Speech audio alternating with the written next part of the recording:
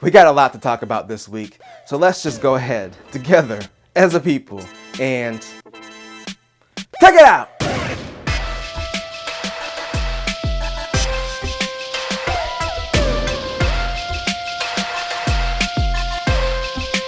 And welcome to another sensational Sunday. I'm Mike, and I have been gone for the last week. So I did a community post last Saturday, not yesterday Saturday, but the Saturday prior, saying that for personal reasons I would not be putting out any videos this week.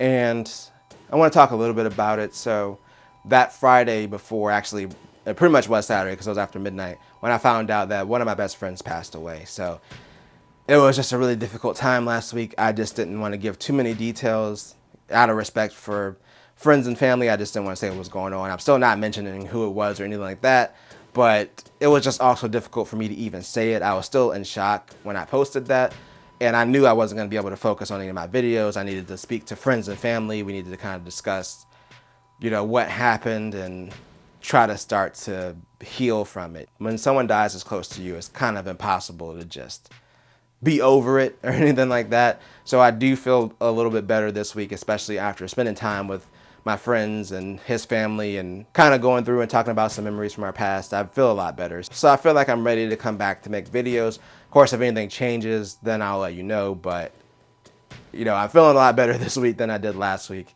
It's still a difficult time, but thank you guys for being there. I actually got more subscribers to the channel while I was gone. So thank you for not bailing or anything like that. I really do appreciate it. And I also want to say, if you do have friends and family that you don't talk to, make sure to reach out to them.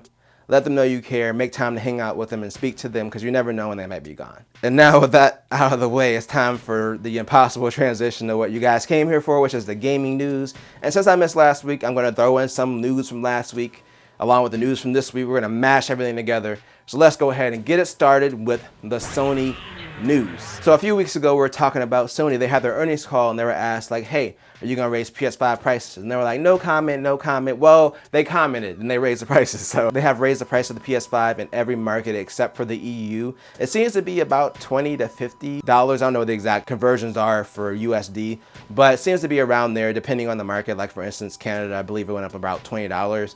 So it's a smaller price increase, but it still is a price increase. And it sucks, especially at a time when availability is already limited of these systems. I don't know how it is in other countries, but it's still kind of difficult to get one in the US. It's become a little bit easier to find bundles, but like finding one at retail price anyway is already hard. So hopefully this price increase doesn't drive up the secondhand market, which I'm saying hopefully, but it probably will. We know it's going to drive up the secondhand market. So it really sucks that they did this when availability is still not great. But you know what else they did? They made the PS5-Lighter. They didn't make a PS5 Lite, they just made a lighter again. So we talked about this last time. They did a PS5 revision. They shrunk the heatsink and made it more efficient so they can make it smaller. They've done another revision of the heatsink, so that makes the system physically lighter than it was before.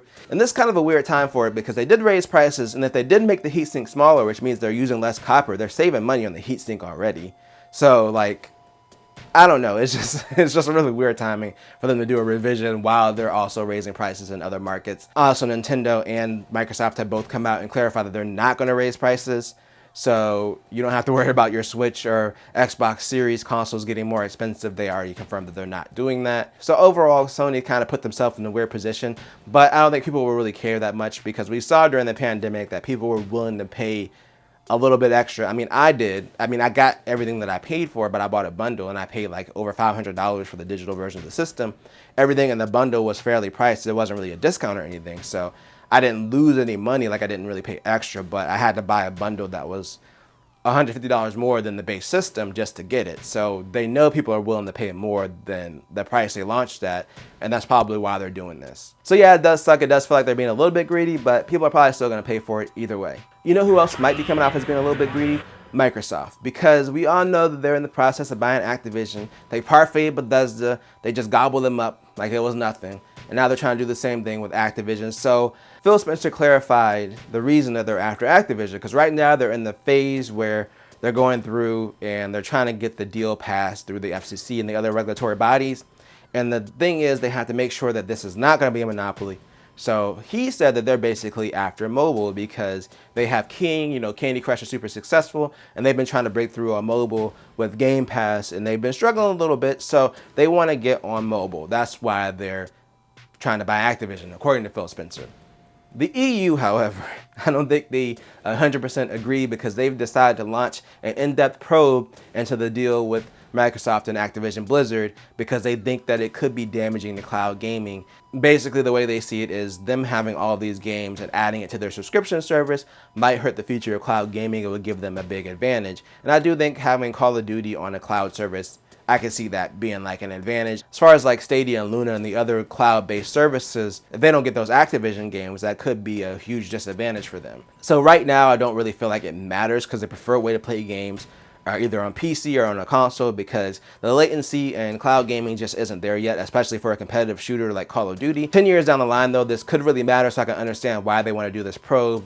So we'll see what happens with this Activision deal. I have a feeling it's probably still going to go through, but they're really going to have to fight for it in the end. Speaking of Microsoft, let's stay on the Game Pass train. We talked about them testing the family sharing for Game Pass in Ireland and Colombia. Well, they have officially rolled it out in those two markets, and we kind of have an idea of what the pricing is going to be like. So it seems like it's going to be roughly $11 more than Game Pass Ultimate, which makes sense. It's still less than the amount of 2 subscriptions. So even for me, where we just have 2 people in the household that be using it, it's still worth it if they maintain the same pricing that they did in these other regions. And it supports up to 5 people. So yeah, it's kind of expensive, but if you have more than one person that you want to share your Game Pass benefits from, then the price might be worth it in that case. Hopefully it rolls out soon to other regions because I'm thirsty for it. Speaking of Microsoft, let's keep this train going with Halo Infinite. So we got some bad news about local co-op. They're basically canceling the feature. They're canceling split screen co-op. They will be launching online co-op in November. Hopefully, like, dang, it's almost been a year. We've been waiting. Like, I'm thirsty for this online co-op. But basically, they said they have more important things to dedicate these resources to. So they're just getting rid of split screen co-op, which I'm fine with, but it kind of does take away one of the things that you were able to do in the older games. Like if you had somebody over and you wanted to run through co-op together, now you'd have to do it online. Like someone had to bring their whole Xbox or PC over. You got to get a monitor. Your electric bill's going to be sky high. No one got time for that. So it would have been nice for them to have that feature in there, but I can kind of understand why they would ditch it in order to work on other features. In our final story, we're shifting over to the metaverse. Oh, that sounded gross. So Meta has announced that they're partnering with Qualcomm, which they already use Qualcomm chips anyway for the Quest and the Quest 2, but they're partnering with them this time to make a more customized chip for what I would assume would be the next version of the Quest.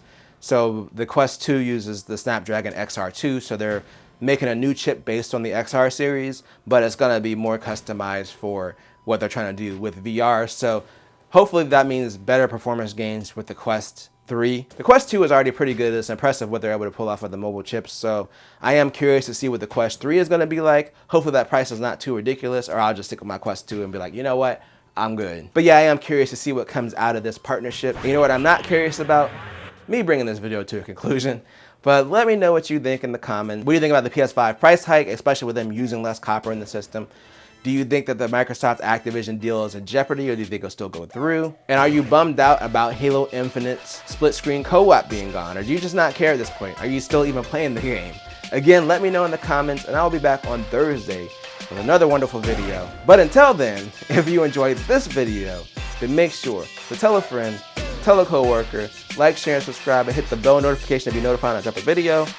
And always do at least 2 things at the same time.